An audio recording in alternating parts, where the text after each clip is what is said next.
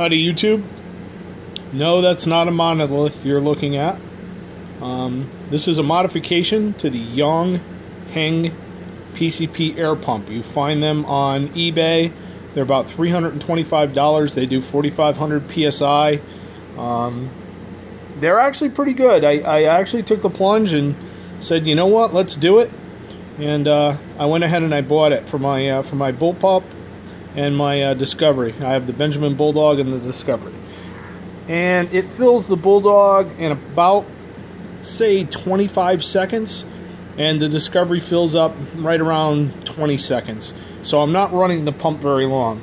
One of the things that was really upsetting me was the pump needs, water to keep it cool. And that's a real pain in the ass. You got to break out a 5-gallon pail, drop the pump in it, you know what, 25 seconds? It's a real pain in the ass.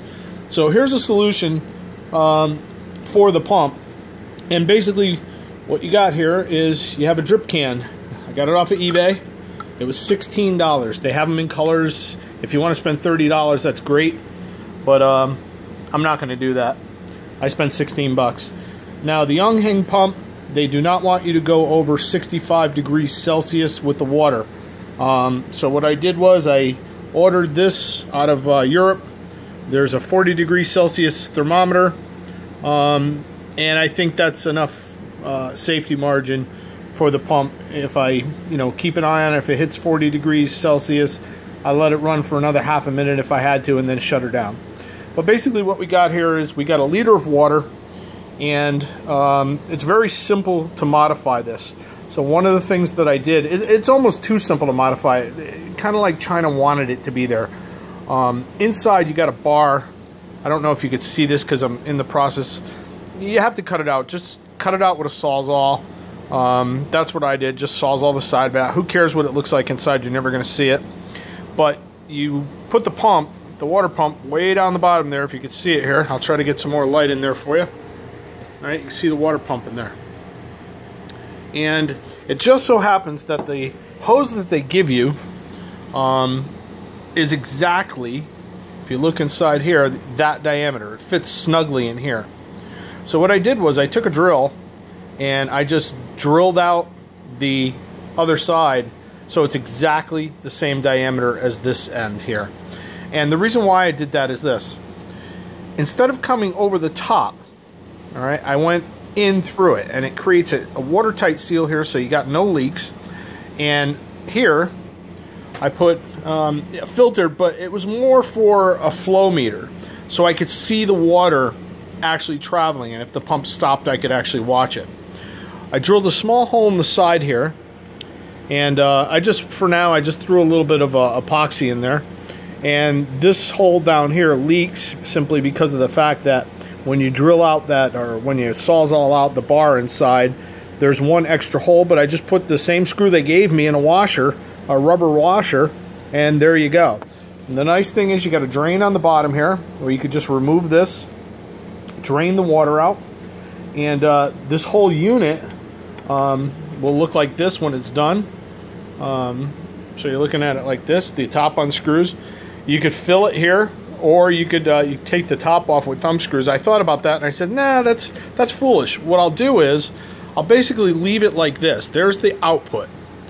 So that'll go to the pump. That'll go to the PCP compressor. And then here, I left the return just so you can unscrew it by hand and fill it with ice water or whatever you want to do. And if you run it on ice water, it'll probably go for, let's say, about 10 minutes before you have to change the water out. Maybe less, maybe 3 minutes. That sounds, more capable. But you know what? If I'm filling my gun and I'm only doing 30 seconds or so, I don't want to break out the 5-gallon pail, and I don't want to run the pump without water at all. So this is the perfect solution. You could actually use this. This is called VHB. VHB tape will bond this right to the side of your machine. So you could just go ahead and put the tape down the side, stick it to the side of the unit, and it'll never come off. So that's really how I built this, and it'll work well. You just fill it, turn the pump on. You got a temperature gauge here, let you know what's going on. You got a water level here, so you know how much water is in there. Basically, the pump does take some volume, so as you're filling, you fill this a liter of water in here, and then turn it on for a second until you get some return. Watch your level. If your level drops too low because of the volume inside the pump, then you could add a little bit more water simply by unscrewing the plug here, this one here. Just unscrew this one, and then stick your hose right back on it. This will show you a visual of the water flow. It'll bubble. You'll see little bubbles forming. You know it's moving, so you don't have to worry about is the system pumping water. You could see it pumping water. So that works out really well. On a lighter note, I want to show you guys something. They come with 5 filters, and I don't know about you, but mine has the oil blocking system where it's supposed to have a venturi that won't allow oil to get into the stream. That's horseshit. These filters that come with it, these filters, you get 5 of them, and the very first time I actually ran one, what happened was there was oil in the filter. This is the first time I ran my pump. Now obviously it's designed to remove moisture and water, but there was just a little bit too much oil. Now it didn't go through, it just kind of stained the back end here, which is probably what it's designed to do, is catch that. But listen, you get 5 of them. They want you to wash these and dry them. I'm like, no, there's no way that I'm gonna risk getting oil into my PCP system, which will make it explode. Hello. But what's the cost of this to be safe? So I actually contacted a supplier on eBay, and that supplier told me, and they were very honest with me. They told me, Jay, these are 4 cents each in China, 4 cents. But by the time we get done with everything, to sell you 50 of them, I got to make $21. It's just before I make any profit because of the shipping, what I have to give PayPal.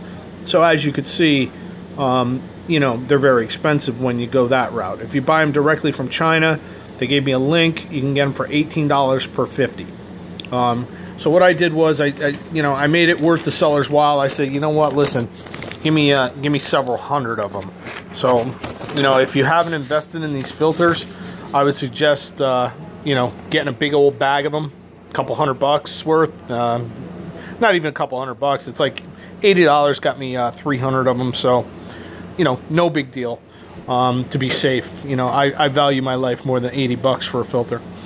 But if you want to build this project, it's very simple. $16 drip can.